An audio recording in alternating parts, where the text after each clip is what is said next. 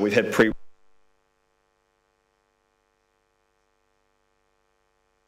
confirmed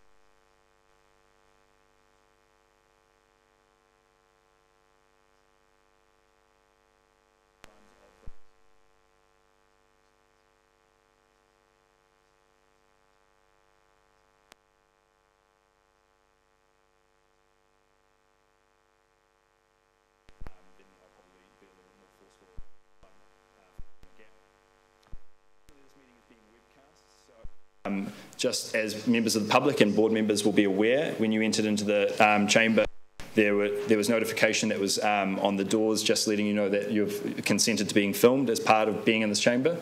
And so we'll, as much as possible, try and keep the cameras on just those who are speaking, but there may be some incidental filming as part of that. So with that, I'll move on to apologies. They're here, so there are none.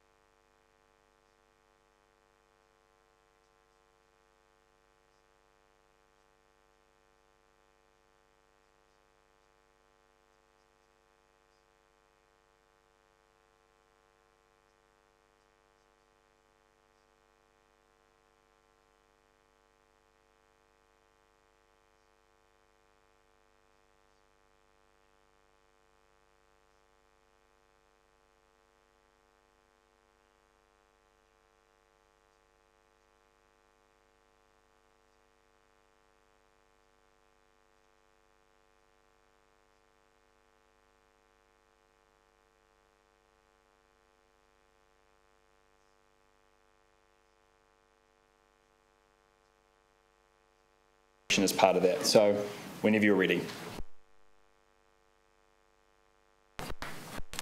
Thank you, Mr. Chair.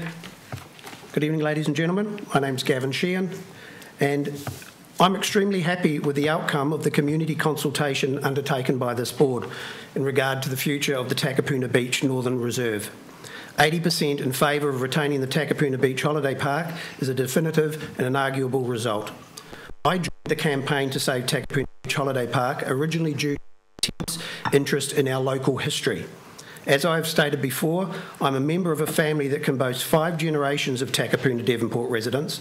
Both sets of my grandparents are settled here in the early 1900s. My father was born here in 1918 and my mother in 1921. I have always had a passion for our history, and this passion only increases with time. I have contributed and collected a number of irreplaceable memorabilia. In a historical sense, our area is only very young, but we have seen the preservation of some magnificent structures, such as the pump house, the lake house, and recently the Anzac Gates at Takapuna Primary School. The Devonport Museum also does a fantastic job of preserving and telling the story of our area. As some of you will be aware, I'm personally working on a project to have the memorial street name plaques that commemorate fallen World War I servicemen from around the Takapuna-Milford area restored or replaced, so they are not lost forever. But the history of tourism has been sadly neglected through our wider region. We have lost the Browns Bay and Milford camping grounds, Long Bay and Rangitoto have lost the iconic Batches, and we no longer have the magnificent Mondesir Hotel, to name but a few. This leads to our campaign to preserve the Takapuna Beach Holiday Park. Many people that I have spoken to throughout this process have voiced the historic aspect. All agree that it has considerable significance to our local history. The Allison family had the foresight setting it up nearly 100 years ago, the Speedy family carrying on the tradition, and even Lion Brewery seeing its importance. And then it passed on to the North Shore City Council. It has served thousands and thousands of families so well, it brings many tourists and their dollars.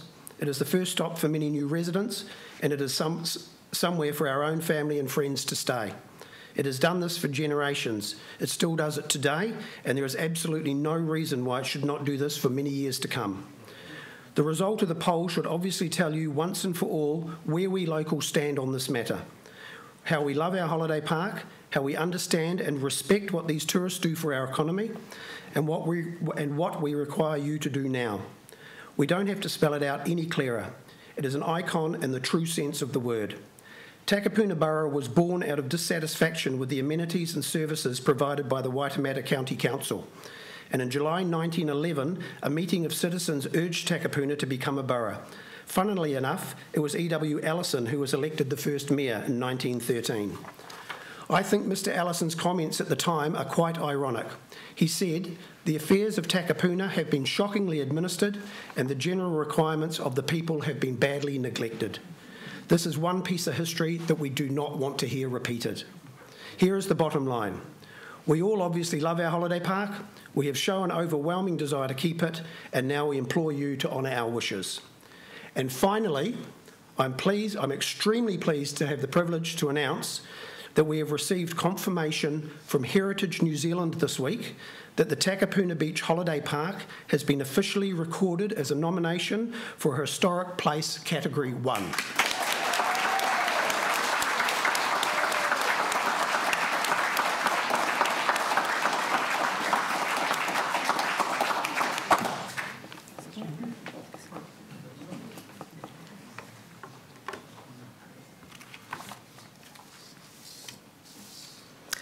Hello, Chairman and members of the board. For some people, there comes a time when you can no longer sit back and watch something that is fundamentally wrong play out in front of you. I became involved in the campaign to save Takapuna Beach Holiday Park when I saw members of our local community being shut down, ignored, and manipulated by the democratic process. The more I looked, the more I uncovered. I discovered behind-the-scenes government and council intervention, backroom deals, hidden agendas, and complete disregard for the people of our community. I have evidence obtained under the Official Information Act showing collusion between the former CEO of Auckland Council and HAT, Yachting New Zealand, and the Takapuna Beach Business Association. Strategies were agreed on to mislead the public. I have seen 2,037 signatures in support of the holiday park counted as one submission by those factions in our council working against the people. I have records from the Department of Internal Affairs showing how the Harbour Access Trust tried to suppress their 2014 annual accounts from the public. I heard Yachting New Zealand say, "Don't blame it on us, the holiday park was going anyway." Simply not true, Mr. Abercrombie. You asked for government intervention to apply pressure to the local board to vote your way. I have seen Yachting New Zealand try to compromise the objectivity and impartiality of the feedback poll by breaching council copyright with their misleading flyers and shonky website. Sorry, Jan, I'm just going to have to stop your time there. We're just hearing that there's some difficulties with the sound at the secondary location. So I'm just going to quickly pause your time. And also, we're just going to wait until we can get some level of confirmation around that. So okay. Sorry about that. So members, I'm just going to wait to hear the details of that. But in the meantime, I'll just briefly adjourn the meeting so that we can just confirm that it's up and running, and if there are any difficulties, what those are, and if they're slightly wider spread. So if you could just bear with me. we'll see if we can find that out.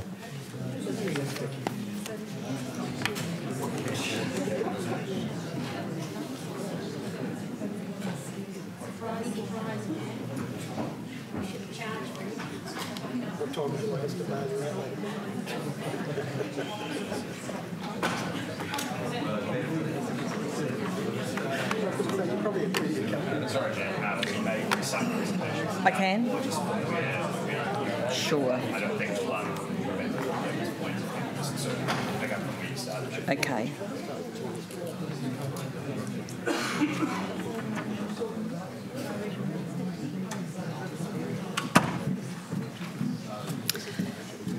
I think we're carrying on. Are we? Sorry, just one second.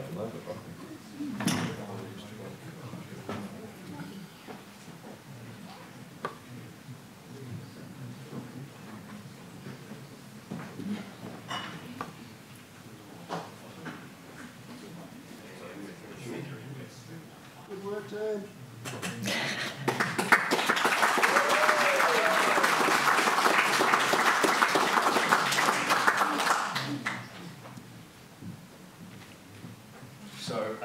We've had it confirmed that there's no issue with the sound output from this point of view, so I'm going to resume the meeting. Jan, out of fairness, we'll go back to the start of your part of the presentation, and then we'll just go from there. So we'll suspend the time until we catch up.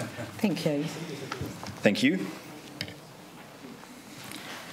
For some people, there comes a time when you can no longer sit back and watch something that is fundamentally wrong play out in front of you. I became involved in the campaign to save Takapuna Beach Holiday Park when I saw members of our local community being shut down, ignored and manipulated by the democratic process. The more I looked, the more I uncovered.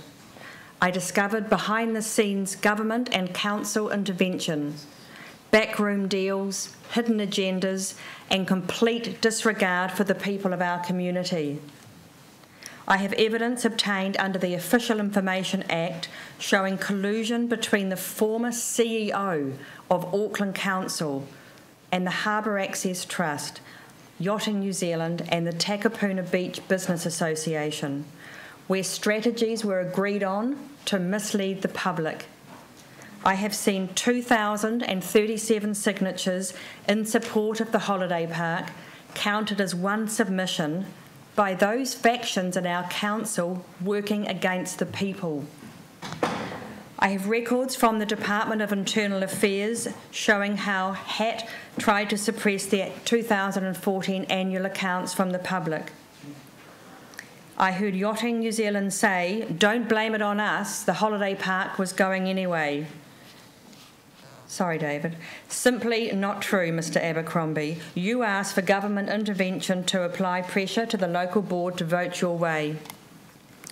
I have seen Yachting New Zealand try to compromise the objectivity and impartiality of the feedback poll by breaching council copyright with their misleading flyers and shonky website. What happened to democracy in New Zealand when the wealthy and the connected can trample on the opinions and dreams of ordinary people?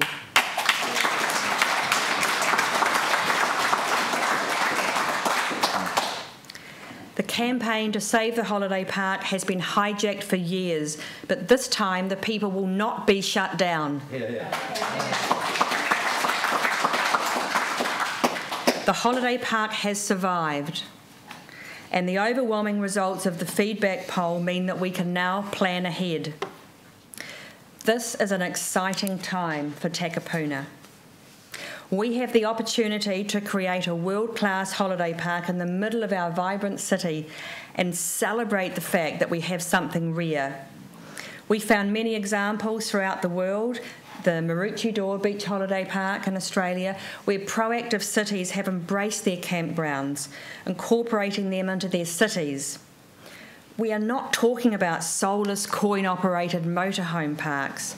We're talking about parks that embrace the true spirit of camping. So how can we upgrade our holiday park? Beach up the cabins. dedicate an area to retro caravans? Renovate the on-site caravans? How about some yurts? Or what about some glamping, actually? We missed the yurts. Here come the yurts. And, of course, a row of motorhomes. We could even have public storage sheds to provide added value, a place for the public to keep their surfboards and stand-up boards and to provide an added income stream. How about a shared public and holiday park barbecue facility where the locals can mingle with the holiday park visitors, as they do already, and perhaps a wee volleyball court on the side? Let's run a competition for design students from Auckland universities to prepare a concept plan. What a wonderful future to look forward to, but it does seem that there is just one stumbling block. Mr. Chairman, tonight it has come to my attention that you intend to turn your back on the people of this community, and instead of granting a long-term lease to the holiday park, you intend to take steps to terminate the holiday park's lease. Because of your continued and blatant bias and predetermination towards Yachting New Zealand and the Harbour Access Trust, tonight I have forwarded an affidavit to the CEO of Auckland Council, and I now table it at this meeting. It is an expression of no confidence in the chair of the Devonport Takapuna Local Board.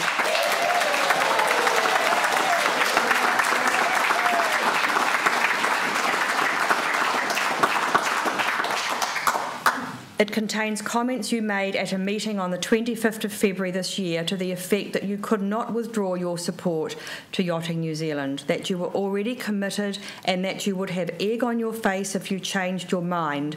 You said they might even sue us. I'd like to table this. So the process for that, Jan, just to be clear, is that the board will have to move receipt of that, so we can proceed to that point, but your time's running out, so do you have anything further to say before we move to questions? Okay, so we can move to questions. Members, I don't have any problem with amending our recommendations as they stand now to add a C, that we do table that, and I will move A through to C as it sits on the report so that we do receive that particular document. There aren't any details on there that might require redaction that you're aware of for privilege? No, okay. So I'm happy to include that as an C to the A, B and C. Sorry, Member Gillen, yes. Thank you, Mr. Chair. In that case, I'll move an amendment to those motions, and I'll table them here now. Okay. Standing orders requires, Member Gillen, for you to read out any amendment that you might propose. So if you could do that, please, just so that we're aware of what the words are. Sure. And in fact, there's 2 points, really. So sorry, I just need to be clear. I just need to read out the words, and then I need to seconder, and then we can proceed from that point on. That we received the analysis, or the Devonport Takapuna Local Board received the analysis of feedback received during consultation on options for use of the Northern Reserve of Takapuna Beach.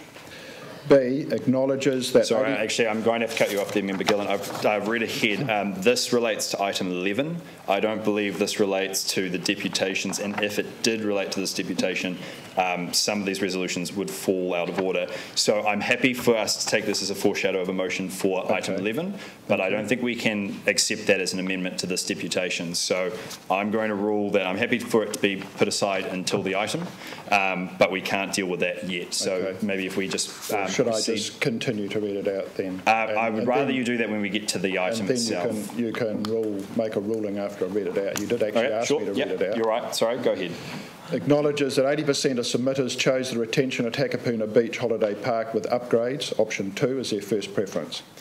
Based on this result, the board wishes to pursue option 2 and requests a detailed report outlining the process and indicative costs and timelines associated with that option from relevant subject matter experts within Council. That such a detailed report be submitted to the board for consideration at the earliest possible time. Requests officers and the local board to work with HAT and Yachting New Zealand to find a suitable alternative off-reserve location for the proposed marine hub, preferably near Takapuna Beach. wishes to thank the various groups and the community submitters for their activity and hard work in this process, and wishes to thank the local board staff and direct support and consultants for their professionalism and hard work in this process. Okay, thank you. And okay, so foreshadow your intention to second it. We can't take this item at the moment, so I'll set that aside until we reach the item. Point of order, Mr. Chair. Okay, point of order. What's the point of order? Point of order relates to Standing Order 315.9, which relates to pecuniary interest. And according to the Office of the Auditor General's rulings, as you, Mr. Chair, probably well know, yes, predetermination is classified as a non-pecuniary interest under conflicts of interest, and it's a breach of standing orders.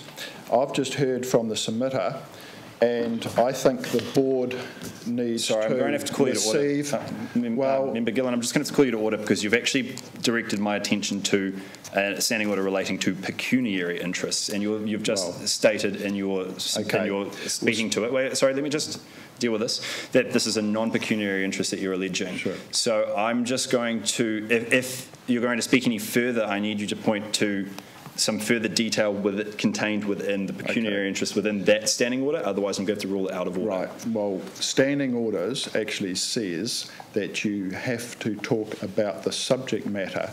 It does not say that you have to identify the actual standing order number. So the subject matter is a predetermination of a non-pecuniary interest as a conflict of interest.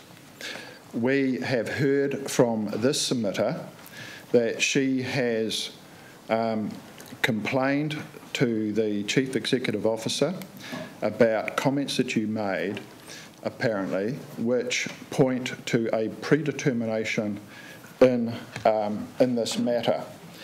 And according to, again, according to statute, that standing orders, that if you have a pecuniary interest, then you or the person with that interest should step aside and not be not take part in the meeting. I feel I have sufficient information. Sorry, what was? I feel like I've got sufficient information to rule on this because the standing order does specifically relate to pecuniary interests, and so exercising standing order 3.15.9, which relates to no, not that one. I'm looking at 14.6, which relates to the decisions of chairperson being final. I've already stated that the item that you're declaring is non-pecuniary, so I don't believe it falls within the standing orders. And further to the point that we've dealt with conflicts of interest, where as the Office of the Auditor General guidelines provide guidance, members are requested to be vigilant about their own conflicts, and my statement was that I don't have a conflict, or the lack of statement that there was. So I'm going to rule that the point of order is out of order. Thank you. Point of order, Mr. Chair. Okay, is it a fresh point of order? It's a fresh point of order in that you have moved and accepted that this document be tabled. I heard it was an affidavit, and I request from the chair that this affidavit be copied and circulated to board members so that we actually know what's going on. I think these are very serious allegations. Fair enough. That's a fair request. That is C of the recommendations. So if we move back to this two of my this isn't a point of order, Member Gillen. So if you're a fresh point of order then. Okay, fresh point of order. Point of order, Mr. Chair.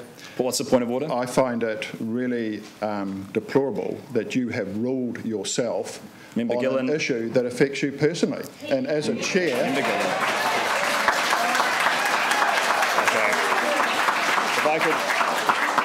If I could take this opportunity now, because I let it roll a little bit before, but now is the time to emphasise it. So first of all, that is not a point of order. It doesn't relate to any of the standing orders directly, and so I'm ruling it out of order. But I'm also going to take this opportunity just to stop proceedings and just identify a point that I think the members of the gallery are aware of, and I've been relaxed up until this point because it hasn't been disruptive of the meeting, but it's now reached the point that it has. I ask that you please respect the board members, respect those who are watching this webcast, and also respect the speakers. And interjecting in that way does bring disorder into the proceedings. I don't want to have to stop this meeting again to deal with it, and if I do, I'm afraid there are procedures that I have to conduct under standing orders and under the Local Government Official Informations and Meetings Act that would require the disorder to be remedied. So I ask that you please just respect the members who are speaking and respect this procedure and allow us to do it. And specifically, sir, I'm now speaking to you. I've now warned you, and I've warned you specifically a second time. If I have to for a third time, I'm afraid I've got absolutely no choice but to ask the member yourself to leave or anyone else who brings disorder into these meetings. I just ask that you please allow us to conduct this meeting as smoothly as we can. What's the point of order, Member O'Connor? Explain what disorder is. Okay, so that's not exactly a point of order, but members should be aware that any breach of the proceedings or any any disruption to speaking or the opportunity for members to speak is, in the view of the chair, disorder. And so on that basis, if there is...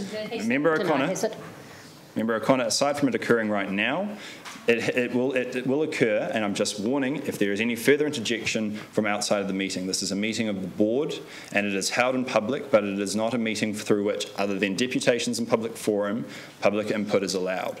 So I'm going to move past this point, and I'm going to now ask for any members who have questions of Ms. Gopperth or Mr. Sheehan to ask those questions now, because I would like to get back onto the substantive matters. And we've got A, B and C. Anyone who wishes to speak to those can do so when they're put. I've moved them at this stage. There isn't a seconder.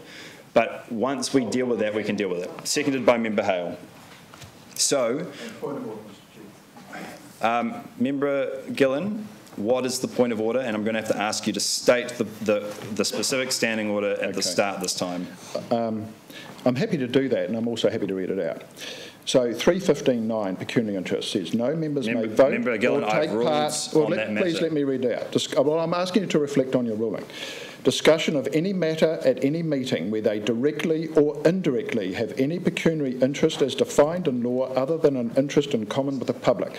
The definition in law is that predetermination is a non-pecuniary interest, conflict of interest. And that is the Office of the Auditor General's. Okay. So I ask you to reflect on your ruling, please, because we have had a serious allegation, Member Gillen, affidavit, as I understand it. I realise that you're very familiar with standing orders, so I'm surprised that I have to draw this to your attention, but you have now asked me, despite specifically pointing out that chairperson's rulings are final, you've asked me to reflect on a standing order that I've already ruled on. Now, the question has been put, and I've answered it. The matter that has been specifically raised, and that is in relation to the Part C, is a letter that I have not seen before this very moment, and it is an allegation at this stage that I have not had an opportunity to consider. Now, as part of this meeting, and for the purposes of this meeting, I have made a statement by not declaring any conflict that I am not conflicted in this meeting. And I expect that all members who have made those statements or decided not to make a statement of a conflict are in this similar position. Standing orders state specifically pecuniary interests, and you have admitted that this is non-pecuniary, so we need to move past...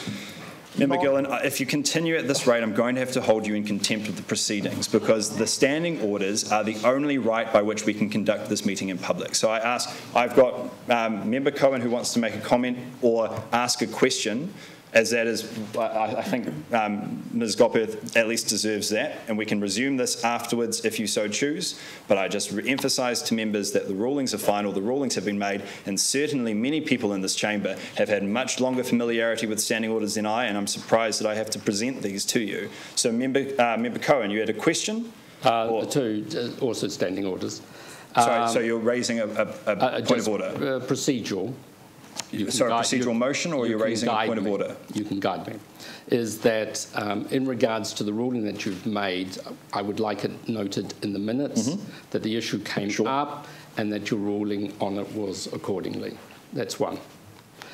Two is, notwithstanding at the beginning of the meeting, this is obviously fresh material that I haven't seen, that under 315.10 it may